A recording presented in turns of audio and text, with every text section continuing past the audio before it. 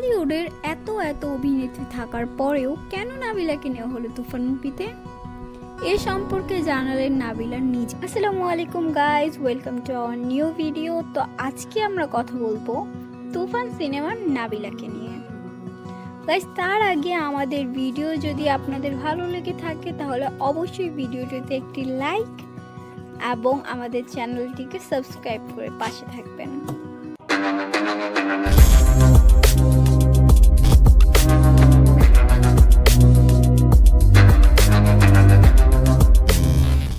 আমরা নাবিলাকে সব সময় ছোট পর্দায় কাজ করতে দেখেছি, তবে তিনি বর্তমানে সিনেমাতেও নিজের জায়গা গড়ে তোলার চেষ্টা করছেন।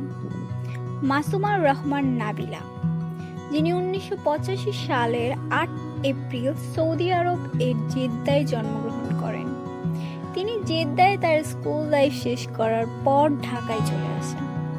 তারপর তিনি ভিকারুন্নিসা নূন স্কুল অ্যান্ড কলেজ থেকে নিজের কলেজ লাইফ এবং ব্র্যাক ইউনিভার্সিটি থেকে ইংলিশে বিএ কমপ্লিট করেন। নাবিলার ইন্ডাস্ট্রিতে আগমন হয় 2006 সালে মোস্তফা সালমান ফারুকের একটি বিজ্ঞাপনের মাধ্যমে।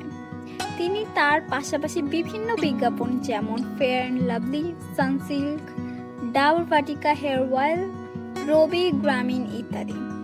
তার সাথে তিনি এনটিভির একটি শো জানার আছে বলার আছে এবং বাংলা ভিশনের পরিচালিত মিউজিক টুগেদার শোটির উপস্থাপিকা হিসেবে কাজ করেছেন। শুধু এই শোগুলোই নয়, আরও অনেক শোগুলোতে এবং তার পাশাপাশি বিভিন্ন কর্পোরেট জায়গায়ও তিনি উপস্থাপিকা হিসেবে কাজ করেছেন। তার প্রথম টিভি শো এবং ক্লাসের বাইরে, যেটি 2006 সাল থেকে 2007 সাল পর্যন্ত চলে। তার প্রথম মুভি 2016 সালে আয়নাবাজি, যে মুভির জন্য তিনি মেরিল প্রথম আলো পুরস্কারে সেরা চলচ্চিত্র অভিনেত্রী হিসেবে পুরস্কৃত হন।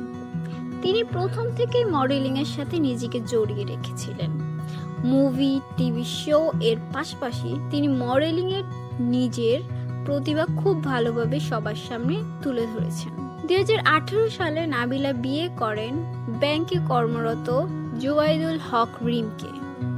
বর্তমানে তুমুল আলোচনায় রয়েছে তুফান মুভি, যেখানে তিনি সাকিবের সাথে লিড রোলে কাজ করেছেন। এই জায়গাটিতে আসার জন্য 2006 সাল থেকে 2024 সাল পর্যন্ত নাবিলা কম স্ট্রাগল করেনি। তিনি নিজে হার্ড ওয়ার্কিং করে নিজের এই জায়গাটিতে জায়গা করে নিয়েছেন। তো গাইস, আজ এই পর্যন্তই। নেক্সট কাকে নিয়ে ভিডিও চান অবশ্যই কমেন্ট করে জানাতে ভুলবেন না।